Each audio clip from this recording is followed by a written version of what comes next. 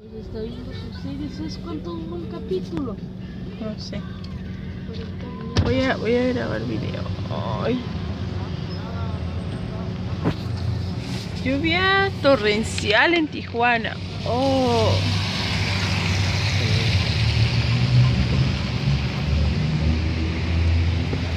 Causa devastaciones. En el Boulevard Insurgentes. En el Boulevard Insurgentes.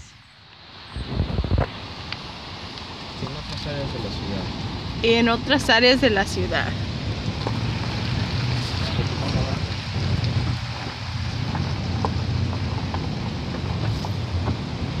Esto ocurrió solo en 2 horas de una fuerte tormenta. Esto ocurrió en tan solo 2 horas de fuerte tormenta. Dios. Mientras en la Ensenada está caluroso.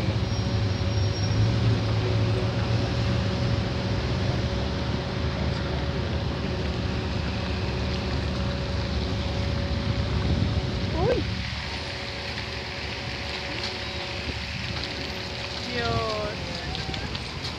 Está bonito carro.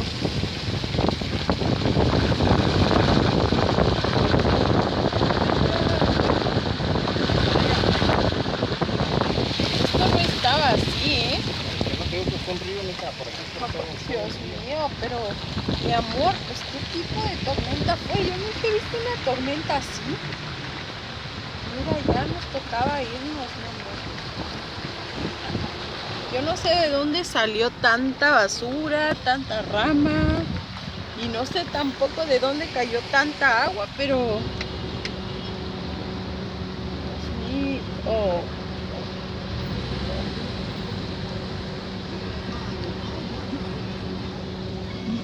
Pues al parecer no causó otro tipo de problemas más que basuras en las calles.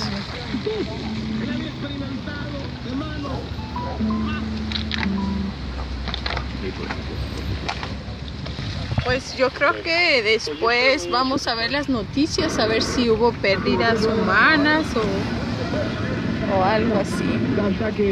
De nuevo, no entró. Saca de nuevo. Beneficiary designations and so much more. Register online at rickedelman.com or by calling Acá sucedió algo, ¿eh? Hay mucha gente acá. Find Rick right now. We have financial advisors.